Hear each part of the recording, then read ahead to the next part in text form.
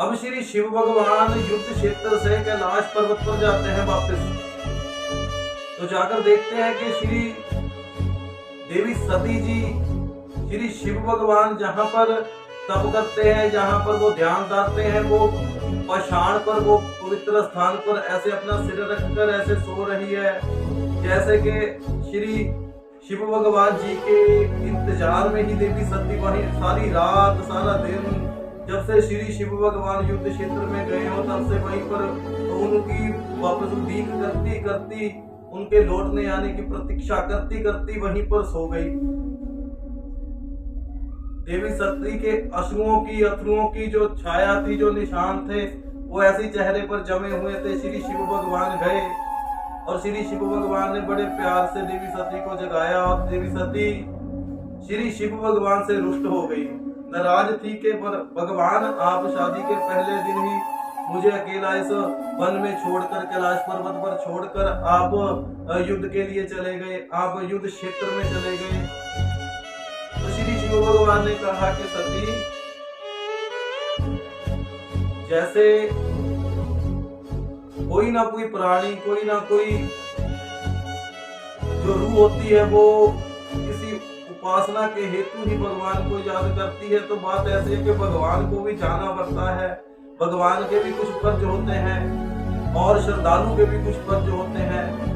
तो मैं अपने कर्तव्य से पीछे कैसे हट सकता हूँ? अगर मैं नहीं जाता तो देवता और राक्षस युद्ध करते, जिसका शिकार पूरी कायनात होती, सभी जीवों को जिनका इस युद्ध में कुछ लेना देना भी नहीं है, वो भी इस युद्ध के नुकसान का भागीदार होते, उनको भी इस युद्ध का नुकसान सहना पड़ता। तो देवी सती बोली कि कोई बात नहीं, चलो छोड़ो, मैं स्नान करने के लिए जाती हूँ। तो इतनी बात कहकर देवी सती चले गई वहां से और श्री शिव भगवान और नंदी आपस में बातें करने लगे कि भगवान आप पहले दिन ही देवी सती को अकेला छोड़कर चले गए, इसीलिए देवी सती अब आपसे नाराज है। तो श्री शिव भगवान ने एक ऐसी लीला रचाई कि देवी सती को मनाना पड़ेगा। ये लीला ऐसी थी जो अनंत काल तक सभी गृहस्थियों के लिए, गृहस्थ जीवन में पति पत्नी बने सभी प्राणियों के लिए एक महत्वपूर्ण दायक संदेश सिद्ध हुई। श्री शिव भगवान ने कहा कि ऐसा करो नंदी, तुम एक बानर का रूप धारण करो, मैं एक मदारी बनता हूँ, हम एक तमाशा लगाते हैं, तमाशा करते हैं, मैं डमरू बजाऊंगा, तुम नाचना। देवी सती आएगी और खुश होगी। ये सारा नाटक हम देवी सती की जो उदासता है उसे दूर करने के लिए करेंगे। तो ऐसा ही हुआ, देवी सती आई स्नान कर और भगवान शिव मदारी बने हुए थे और नंदी जी बानर बने हुए थे और नाच रहे थे। नंदी जी उनको देखकर देवी सती हंसने लगी। तो श्री शिव भगवान बहुत खुश हुए और नंदी जी भी बहुत खुश हुए कि माता प्रसन्न हो गया।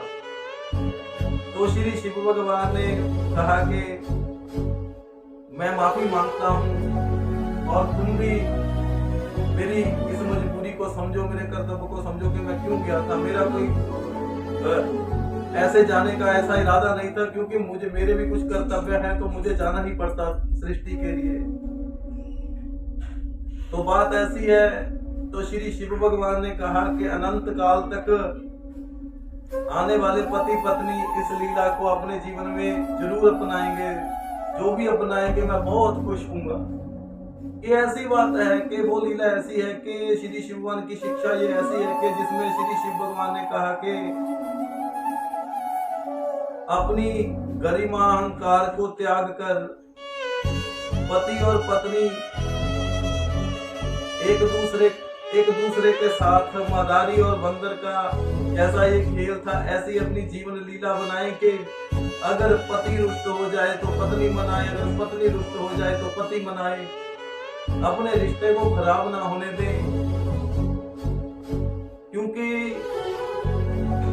असल में रिश्ता निभाने के लिए होता है, तोड़ने और अलग होने के लिए नहीं। शिव भगवान ने कहा कि जो पहले पहल करेगा रिश्ता बचाने के लिए, उससे मैं बहुत प्रसन्न हूँगा और उसकी जीवन की जितनी भी जो समस्याएं होंगी वो पहले ही मैं खुद हल करूंगा।